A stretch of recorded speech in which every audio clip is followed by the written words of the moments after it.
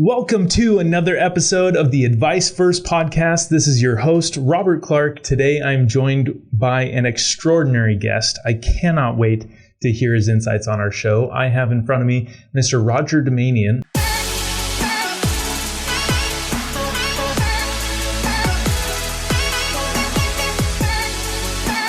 Welcome to the Advice First podcast. Roger, how are you? I'm doing great, Robert. Thank you very much for having me on today. It's exciting to have you here. For those who don't know, Roger is an attorney, consultant, coach, author, speaker, and radio host. I don't know what else you could add to that memoir, but you do it all. You are very specialized in what you do. And I think your specialty is so relevant for our listeners. And I know even just the business that we're all in, and that is really building your business on bedrock. And is that trademarked of yours? It's built on bedrock is one of my trademarks, yes. So you're going to learn that Roger is the trademark king pretty soon here. Roger, what exactly do you mean by built on bedrock? Sure. So, I started my first business when I was 14 and a half. And one thing I learned over the years, now that I'm 47 years old with so many failures and some successes, is that the key thing for every business is structure. When you don't have structure, you don't really have a business. You have just a hobby, and you're taking a chance with it every single day. So for me, it really over the years became all about structure. So when I say built on bedrock, it's really building your business on a solid foundation that's independent of a fluctuating economy. And most businesses, you'll see, this is a perfect time, right? Mm-hmm. 1 year of COVID, so many businesses are gone. A lot of them are still struggling, and some may not survive. So it's because there's a lack of structure there. And building a proper structure means that you are built on a foundation that can weather the storms. And we all know those storms do come. It's not a matter of if, it's a matter of when. Yes, you're absolutely right. So how do you, with your education within the law and attorney space, but then also your coaching and consulting, how are you helping businesses build that foundation? Sure, absolutely. So as you know, I authored a book 3 years ago. It's called The 6 Pillars of Business Success. And the 6 pillars, basically what it was an accumulation of all my years of experience with my own, mainly failures, and the failures of a lot of clients that I worked with or friends that I had were in business that I watched from a distance. And I asked myself, what are they doing wrong? What did they do wrong that they could have done differently? And then I started looking at businesses that are successful, truly successful. And you know what? Guess what it came back down to? Structure, right? So the key was it's all about really how do I get business owners educated? And really, if it comes back down to it, my trademarks are mainly focused around education, right? Mm-hmm. And our key objective is to empower business owners to make wise decisions, to take calculated steps in every part of their business. 6 pillars is basically broken down into 6 parts. You got the legal, the financial, human resources, marketing, production, and customer service. So what I've created between my 2 enterprises, the coaching and consulting firm and the legal, is when I come in, I take a look and analyze for an existing business. I'll basically go through a process called the Bottleneck Detection process, the 6 pillars Bottleneck Detection process. And we'll go through all 6 pillars and we'll identify where they're strong and where they're weak. And then I've created an entourage of partnerships and entities that I work with that will come in and help them close the gaps where we find them. And that's really the core of my business. Now, on the legal side, we are a full-blown business law firm. So we provide corporate entity formations, compliance, contracts writing, reviewing, negotiations, intellectual property, trademark protections. But all of that is just a portion of the legal pillar, right? So it's one pillar. There are 5 other pillars. So on the consulting, I can't help people with the other 5 on the legal side. Mm-hmm. So I've created the coaching and consulting because I wanted to be able to educate them and open their eyes on those areas. How important is are the other 5 pillars, and how do the 6 interrelate and work together to build a business on a solid foundation? Yes, I absolutely love that. And having been through that process personally, it was so interesting to understand the difference between what an attorney will help you with when it comes to drafting a legal document, and but needing to know on the other side of that of why is this important, and what are the trade-offs between the decision that we have to make within the legal wording. I recall one of the things that you mentioned during that process of drafting a corporate agreement, and it was that I think at one point we had the LLC articles of organization from InkFile or LegalZoom, one of the automated services, and you said, yeah, you can go ahead and just throw that thing away. Why is that? Well, in business, there's no one-size-fits-all approach. It's funny that I say that because I have a product, or I have a system called the 6 pillars that when I introduce it, it sounds like it's a one-size-fits-all approach, but it absolutely isn't. There is no one-size-fits-all approach. And when you're buying your corporation from an online entity for $500, you are buying a one-size-fits-all approach.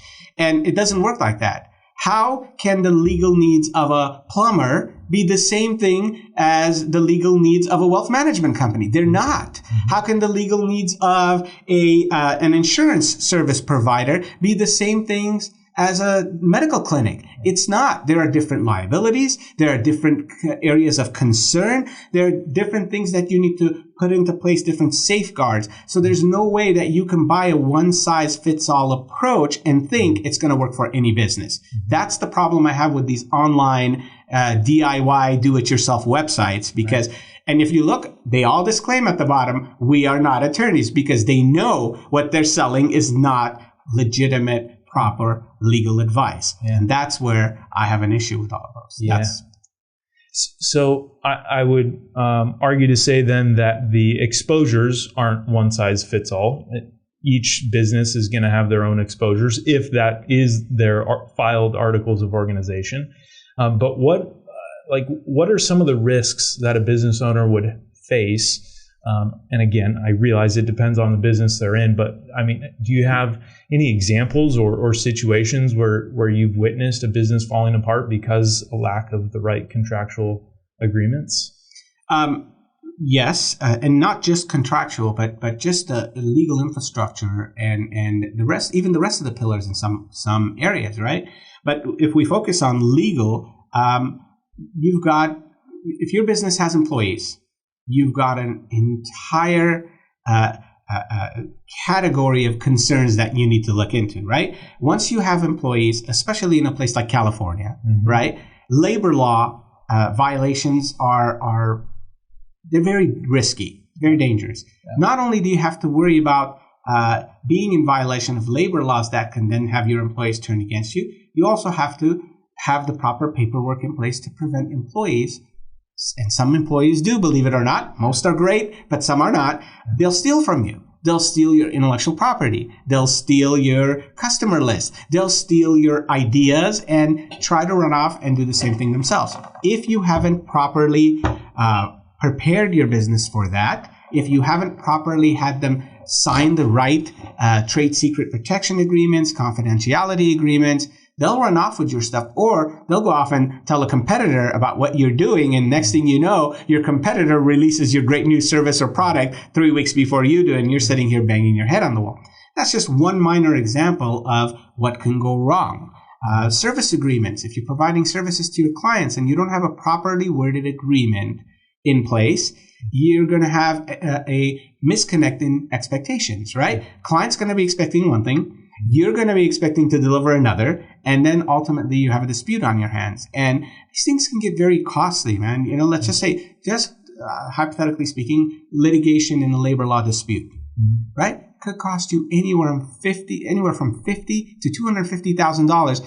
Even if you walk away clear at the end of the day, you're going to be hit with that bill to defend yourself, right? And there isn't anybody out there that's going to say, oh, we feel so bad for you because you just burned $250,000 for nothing. Here's a check. Right. You're on your own. So Yes, it sounds like a lot of investment up front to do these things right, but at the end of the day, they save you so much hassle and in some cases, a lot of money as well. Yeah. So but it all comes down to education, right? Yes. And that's what we focus on both at the coaching and consulting firm and the law firm. We are all about education. At the law firm, our slogan is simplifying the complicated, right? Yep. Because business law is complex, Yeah. and our job is to simplify the complicated there. And we do that through as much education as we can provide. So I love the idea of simplifying the complicated. I also noticed on your website, RogerDoumanianLaw.com, that was a trademarked line as well. So you love trademarking things, and I'm very curious as to why. Sure. There's a sector of people out there that work hard to build something unique and on their own. And there's a sector of people out there that like to drive their ideas based off of other people who've been there before them and have had great ideas, which there's nothing wrong with that. But then there's a sector within that sector that likes to just take other people's ideas and brands and cause confusion in an effort to, make some money off of the hard work and finances and blood, sweat, and tear, if you want to call it, of someone else. So whenever I create a brand, whenever I create a new element in my business, I create it with the expectation of it going global someday. Yeah. It doesn't matter if it does or doesn't, but that expectation is there. That's what makes things great, right? So I'm always going to protect my brands as if they're going to go global someday, right? If you go in with that mentality, someday you'll go global, right? Yeah. So I like to protect that. That's just another safety net. When we were back in the days when we were in the .com boom, everybody was buying domain names, and people would purposely buy established brands, right? Now laws have changed, and you can go after them now to take those away. But people would purposely sit there and buy established brands to sell it back to that brand. Yeah. When you have a trademark, you can't get away with those kind of things. So that's why I'm a big fan of trademarks and protecting your brand identity. Interesting. I see that a lot on social media, like handles, usernames. Mm-hmm. Clubhouse is a new app that just came out, I don't know, a few months ago. And people like, that's the first thing they do is they go in there and they take all the, I don't want to say famous, but influential people, they take all their usernames and then force them to buy them back to them. Would a trademark protect you? It does because trademark is looking for intent. Yeah. And if the intent is to defraud the owner of the actual trademark, then yes, you can go after them to take that name away from them. When it comes to domain names, there's a special process for that. It's a domain dispute under the UDRP. So it's handled through a different governmental body that hears those cases. We used to do that all the time at the law firm. Back in the days with the boom, we were going after people that were just cyber squatting on people's names, celebrities, big companies, you name it. They were, there's always people out there that want to make a fast buck, and they don't mind picking off of your intellectual property and all your hard work to do that. Yep. So it's important to always invest in protecting what you've worked so hard for, right? So that's the key. Absolutely. And so I was joking with Roger before we started recording this that this was going to be my free hour of attorney consultation, law consultation. And that's what it's turning out to be. So if you want to just tune out now, I'm just going to get some free advice. Kidding, of course. One of the things, shifting gears and changing lanes a little bit to going back to the structure of business and not just the legal contract that the business is built on, but structuring those pillars within the business.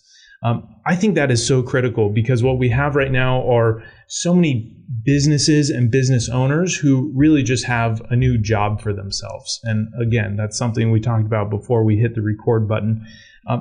Tell me a little bit about how someone can invest into procedures and processes. Like, you're staring at your business in the face and you want to systematize things. How do you just start that process? Yeah. So it depends on what kind of person you are. Some people, they just can't make the time to sit down, be patient, analyze from outside in. I think that's where it all starts.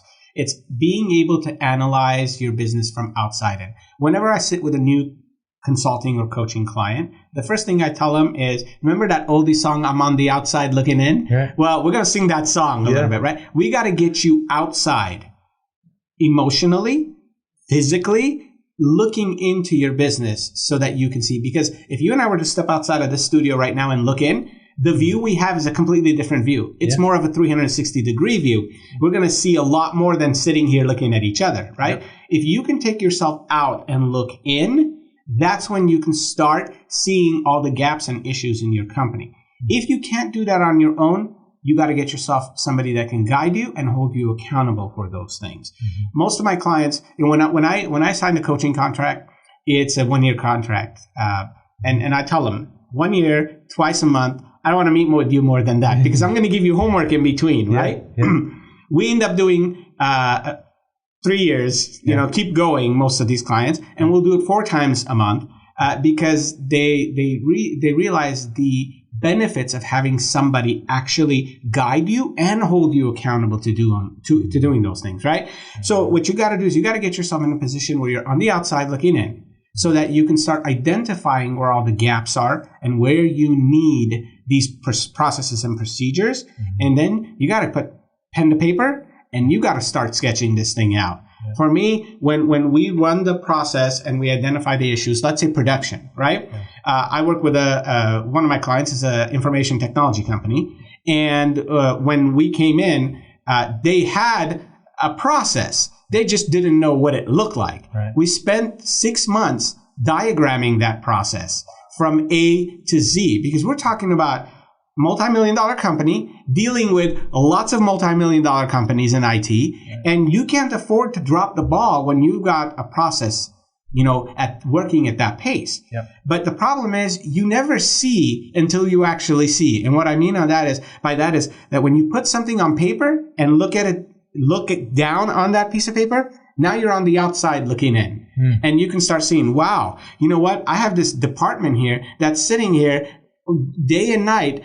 It's being paid for, but there's absolutely no use for it. We can take this department and the funds we're exhausting on it, and we can reallocate the funds to departments that really improve our bottom line or our processes or the quality of our service.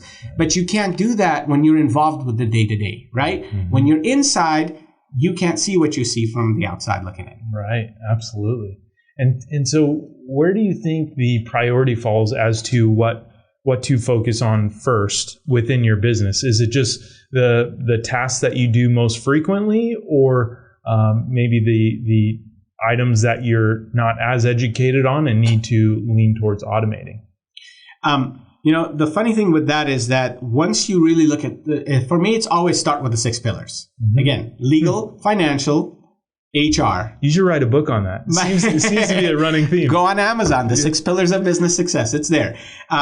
If you look at that, you got the legal, financial, HR, marketing, production, and customer service. That is all of your business. Mm-hmm. And the funny thing is, even if you're experienced in this area, once you start looking at it from outside in, you'll realize that there are areas where you really need help. It's that way. It's always that way, right? Mm-hmm. So when we always start with the bottleneck detection process, right? We take a look. We start with the legal and say, okay, what in legal? Here's a checklist. What in legal do you already have in place? What safeguards do you have? What issues have you considered? What liabilities have you planned for? Mm-hmm. What is missing? Then when we realize what those are, we start attacking those unchecked points one by one and trying to get them taken care of. We'll do the same in financial, and we'll work our way through the entire process. And most business owners I sit with, when we're done and we've checked off everything that's checked, and then we see the unchecked, we realize that we've got they realize that they've got some serious issues that they've been neglecting for too long. Right. And that's when you start taking care of all those things. That's phenomenal. What's the outcome of going through a process like that? The outcome of that is order, organization, a feeling of you actually, as a business owner or the head of the business, you start feeling like an executive. Mm-hmm. Because you learn, one of the things is this, every company for me, I have a whole chapter called VMVP in the book. It's called Vision, Mission, Values, Purpose, right? Every company has to have a vision. It's where you're going in the next 5 to 10 years, right? Yeah. Cliche. Okay. But the problem is that most of the companies, the leaders, the people who had the dream in the first place, who had the vision, they're so involved in the day-to-day, they've forgotten about the vision. How can a company work towards its vision without a visionary leading the company? Yeah. So I always tell the executives, stop working and start being the visionary. Yeah. Drive this company towards success, right? Yep. John Maxwell, in this 21 Irrefutable Laws of Leadership, he says, everybody can, navigate, but not too many people can chart the course. If you can't chart the course, you can navigate your ship all the time, but you're going to get nowhere with that, right? So you really got to focus on charting the course towards success. You are the visionary as a leader. So there's this sense of leadership that comes out. Bottom line improves because productivity improves, because communication improves, because leadership improves. Everything gets fixed in this process because everything is on that checklist, right? Yeah. We've covered all of that from A to Z, and that is the process of building your business on a solid foundation. I love that. So with that being your specialty, what was 2020 like for you? Surprisingly, we were very busy, more busy in 2020 than we were in 2019. COVID had an impact on a lot of people, but in our business, when the types of clients we've come to work with are the ones that say, hey, when the going gets tough, we're going to get tougher, right? Mm-hmm. So our clients didn't back up. They actually amped things up. They started saying, okay, we have downtime. We can't go see clients. No problem. This is a great time to create some processes because we know this is going to pass, right? So let's start preparing for what's coming, because all this business that we're not getting today, it's not going to disappear. It's just going to accumulate in most cases, right? So next year when things get better, we're going to be busier, and being busier and still disorganized is not something we can afford to do. Yeah. So instead, let's get together and let's strategize and plan. And that's the mentality that got us and a lot of our clients through. So our concept for 2020 was prepare for what's coming in the future. Don't be so focused on what's happening right now. I love that. That is so spot on. What drove you to focus on this specialty? I think it's just sometimes certain things are in your DNA. Yeah. I have worked in many different things, many different companies. If you look at my history from a young age, I've been a record label executive. I've had my own technology company, which I sold in 2018, which is digital marketing. I've been working, like I said, since I was 14 and a half. But my DNA has always been helping other business owners succeed. What was when we're teens, a lot of our friends are getting high, they're partying, right? You know what was my high? To drive through somewhere like Silicon Valley or downtown LA and take a peek at those giant buildings with those huge signs. And I always thought in my head, this was a thought that I always played, right? Somebody built this building from the mailroom up. Mm-hmm. It started with a concept at the lowest level, and look at what they've created today. And I want to help people do that. So the passion came from there. And then when it finally triggered, and it triggered for me in a conversation with a friend about who I am and what I stand for and what is my calling in life. It finally triggered that every business, in order to help business owners, you got to help them build structure. And the best way to do that is through education. And that's where it all came to fruition for me. It all clicked one day. And I said, this is my passion. So I filed a trademark on the business structure experts. And that's what we do.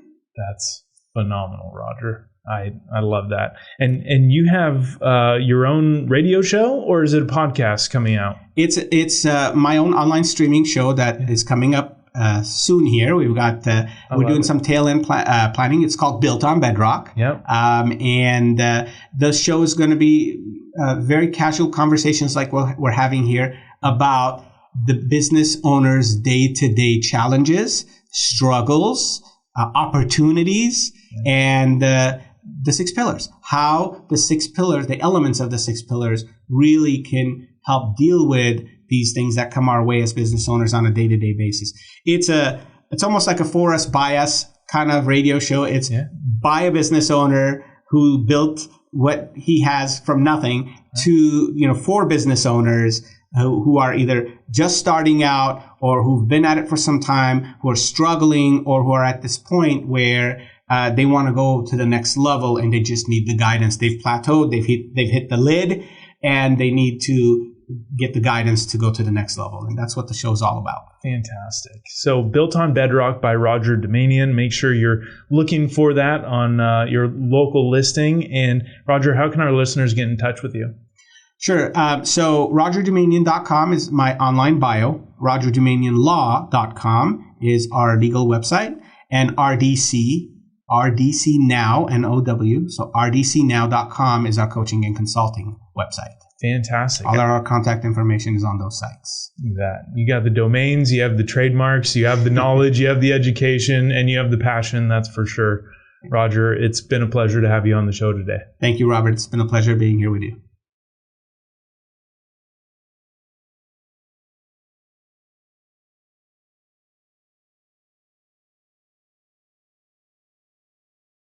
Securities and investment advisory services offered through Next Financial Group, Inc., member FINRA SIPC. Prosperitas Financial is not an affiliate of Next Financial Group, Inc. This material is not intended as an offer or solicitation for the purchase of sale of any security or other financial instrument. Past performance does not guarantee future performance. All the views expressed are those of Robert Clark and Prosperitas Financial and not of those of Next Financial Group, Inc. Next does not offer tax or legal advice. The S&P 500 is a market cap weighted index composed of common stocks of 500 leading companies in the leading industries of the U.S. economy. The Dow Jones Industrial Average is a price weighted index of 30 actively traded blue chip stocks.